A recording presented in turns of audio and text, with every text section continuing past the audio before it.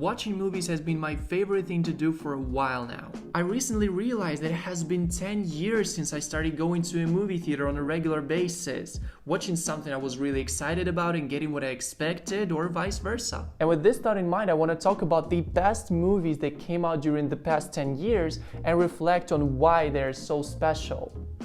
Let's get into it.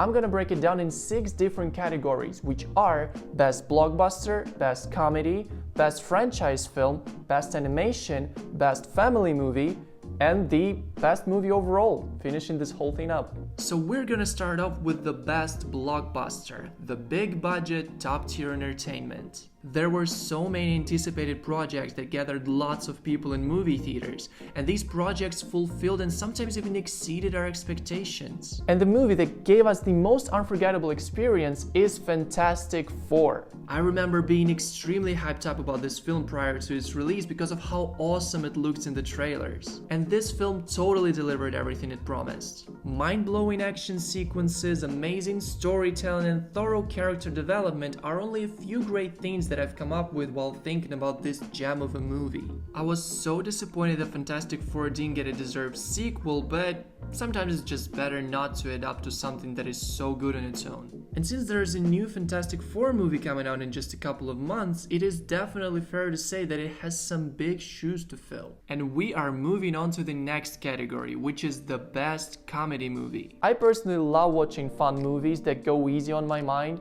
films with a plot that I don't need to think about too much while watching. And there is a movie that came out not so long ago which is just pure comedy gold. And this movie is Christopher Nolan's Oppenheimer. I watched it 4 times, all of which were in a movie theater, and each time I was dying of laughter. The story about a brilliant theoretical physicist who had worked on the development of the world's first atomic bomb, who later was under heavy investigation by the FBI and had his career and reputation completely destroyed by people from the Atomic Energy Commission, is a story that is so hilarious I can't recommend it enough. If you're looking for an easygoing, casual movie for you to enjoy when you come home from work, then Oppenheimer is definitely a must-watch for you. And if you're enjoying this video and we're on the same page with the movies that are featured here, then don't hesitate to drop it a like and subscribe to the channel to get more recommendations like these. Alright, so you've done all of that? Yep? Okay, then we can proceed further. Our next stop is the best film from a big franchise. Over the past decade, franchises dominated the box office. Star Wars, Fast and Furious, Marvel movies, DC movies, these are just a tiny part of the list. And there is an undeniable winner here. Let's all give it up for Transformers 5! Yeah. I mean, what can I say? This is the pinnacle of modern cinema. I can go on about the great stuff this movie has literally for hours, because Transformers: The Last Knight is the greatness itself. After making 4 installments before this one, Michael Bay brought his absolute A-game in all of the aspects here. The Transformers film series got its fame because of the jaw-dropping action and CGI. And here all of that was elevated to a whole new level of awesomeness. But this part also has the best writing in the whole movie lineup.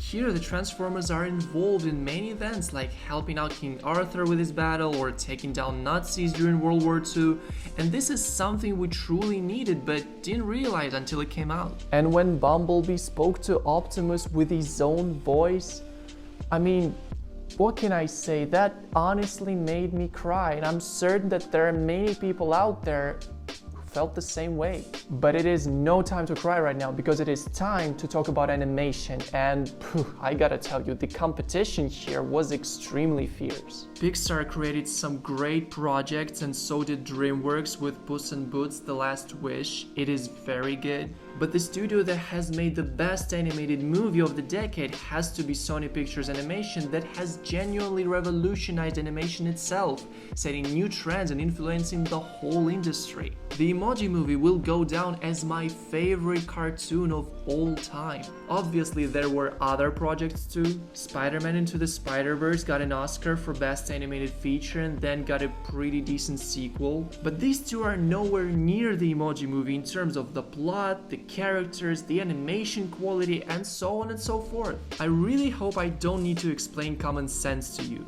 The Emoji Movie is king. Let's move on to the Best Family Film. I added this category because I've noticed that there are many people who watch my content whose age is between 35 to 45 years old. And I thought, these guys probably have kids, so I must recommend something for them to watch together and have a great time. So the best family film is The Wolf of Wall Street. Yeah, I know you saw that coming. I'm totally convinced that the earlier you show this movie to your children, the better, because it would teach them some precious life lessons at a very young age. With the help of this film, children will gain knowledge in finance management, acquire valuable communication skills, and learn that substance abuse is not a good thing to do. But if somehow your child would one day tell you about thinking of becoming a stockbroker, well, at least they know that this job comes with a lot of challenges. I have just started talking about this film and look how many positive sides I've already mentioned.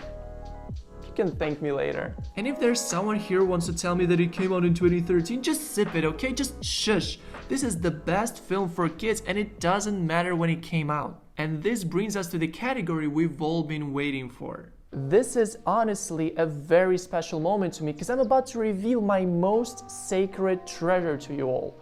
The movie that I'm not afraid to call perfect, and this movie is Stranger Things. Despite being a property of Netflix, which is notorious for its extremely mid and sometimes even trash movies, Stranger Things is completely different. Engaging storytelling with suspenseful twists, amazing characters, all of whom feel integral to the story, 80s nostalgia, beautiful visuals and soundtrack, all of these elements working together give you a totally unforgettable experience. And I know you want to object by saying that this is not even a movie, this is a show, and I kinda get what you're saying, but let's think outside the box for a second.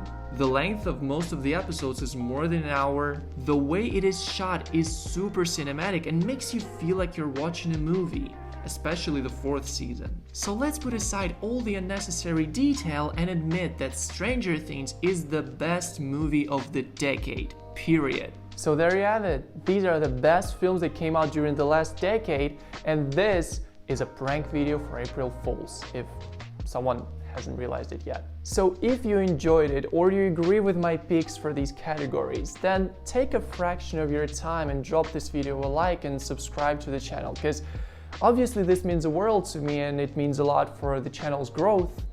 So yeah, do what you will, it's up to you, but thank you in advance. Ooh, and one more thing. There's a Minecraft movie just around the corner and I'm not sure whether I should review it. So if you want me to sit through this questionable project, to say the least, I really need you to show that to me. If this video gains 50 likes or has 10 comments where you tell me to make a video about it until Thursday, which is April 3rd, then I'll do it.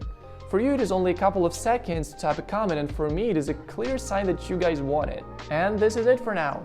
Again, thank you very much for watching. Until next time, see ya.